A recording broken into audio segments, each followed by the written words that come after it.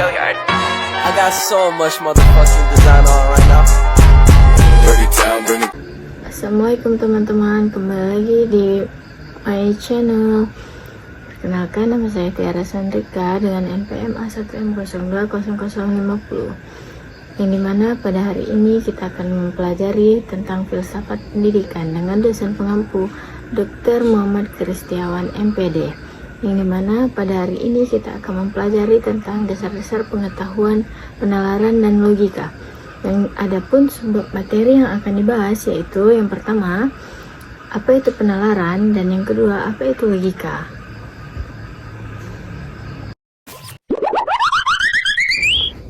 Baiklah, yang pertama, apa itu penalaran? Penalaran merupakan suatu proses berpikir dalam menarik suatu kesimpulan yang berupa pengetahuan. Penalaran menghasilkan pengetahuan yang dikaitkan dengan kegiatan berpikir dan bukan hanya dengan perasaan. Tidak semua kegiatan berpikir harus menyadarkan diri pada penalaran. Kemampuan menalarlah yang membedakan manusia dari binatang. Kemampuan menalar inilah kekuatan manusia menyebabkan manusia mampu mengembangkan pengetahuan.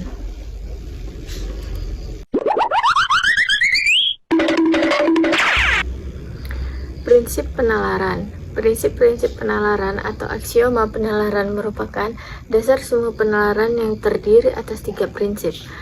Adapun aksioma atau prinsip dasar dapat didefinisikan bahwa suatu pernyataan mengandung kebenaran universal yang kebenarannya itu sudah terbukti dengan sendirinya.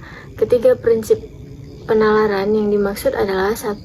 Prinsip identitas, dan yang kedua prinsip non-kontradiksi, dan yang ketiga prinsip eksklusi terti. Prinsip identitas menyatakan bahwa suatu hal adalah sama dengan halnya sendiri.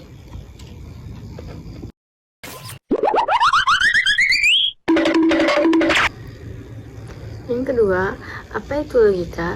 Secara etimologis, logika adalah istilah yang dibentuk dari kata logikos yang berasal dari kata benda, logos yang berarti sesuatu yang diutarakan, sesuatu pertimbangan akal atau pikiran, kata percakapan atau ungkapan lewat bahasa. Sebagai ilmu, logika disebut dengan logika episteme. Dalam Latin, logika scientia, yang berarti ilmu logika, namun sekarang lazim disebut logika saja. Dalam sejarah perkembangan logika, banyak definisi yang dikemukakan oleh para ahli. Ada yang mengatakan logika adalah ilmu yang dalam lingkungan filsafat yang membahas prinsip-prinsip hukum-hukum penalaran yang tepat.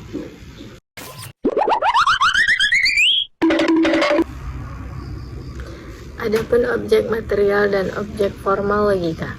Syarat suatu ilmu pengetahuan adalah memiliki objek material dan objek formal. Objek material suatu ilmu ialah materi atau bidang atau lapangan penyelidikan ilmu yang bersangkutan. Sedangkan objek formal adalah bagaimana objek material tersebut dipandang. Beberapa ilmu pengetahuan dapat memiliki objek material yang sama tetapi objek formalnya berbeda.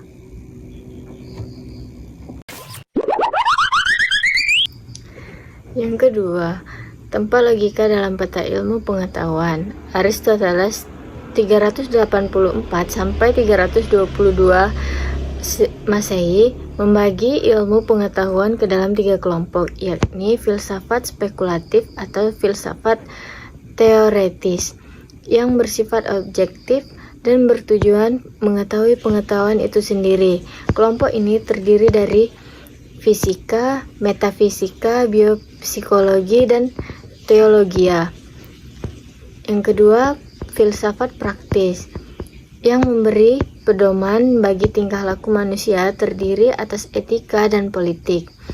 Yang ketiga, filsafat produktif yang membimbing manusia menjadi produktif lewat keterampilan khusus terdiri atas sastra, retorika, dan estetika.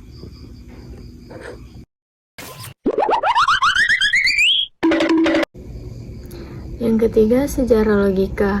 Logika dimulai sejak Thales 624 sampai 548 Masehi, filsuf Yunani pertama yang meninggalkan segala dongeng, tahayul, dan cerita-cerita isapan jempol dan berpaling kepada akal budi untuk memecahkan rahasia alam semesta. Thales mengatakan bahwa air adalah arche Yunani yang berarti prinsip atau asas utama alam semesta. Saat itu Thales telah mengenalkan logika induktif.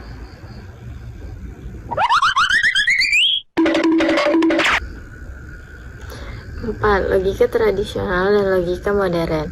Logika tradisional membahas dan mempersoalkan definisi, konsep dan terminologi menurut struktur, susunan, dan nuansanya, serta seluk-beluk penalaran untuk memperoleh kebenaran yang lebih sesuai dengan realitas. Sedangkan logika modern atau logika simbolik atau logika matematik menggunakan tanda-tanda atau simbol-simbol matematik.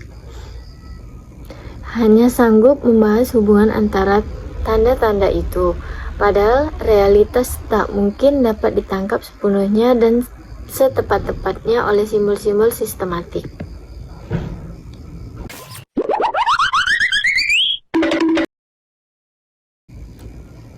Yang kelima, kegunaan logika. Yang pertama, membantu setiap orang mempelajari logika untuk berpikir secara rasional, kritis, lurus, tetap, tertib, metodis, dan koheren. Yang kedua, meningkatkan kemampuan berpikir secara abstrak, cermat, dan objektif. Dan yang ketiga, menambah kecerdasan dan meningkatkan kemampuan berpikir secara tajam dan mandiri. Baik, itulah tadi presentasi dari pembelajaran hari ini. Terima kasih, selalu lakukan yang terbaik untuk diri sendiri dan orang-orang yang kamu sayangi. Kamu hebat menurut versi kamu sendiri, cintai dan terima dirimu apa adanya. Wassalamualaikum warahmatullahi wabarakatuh.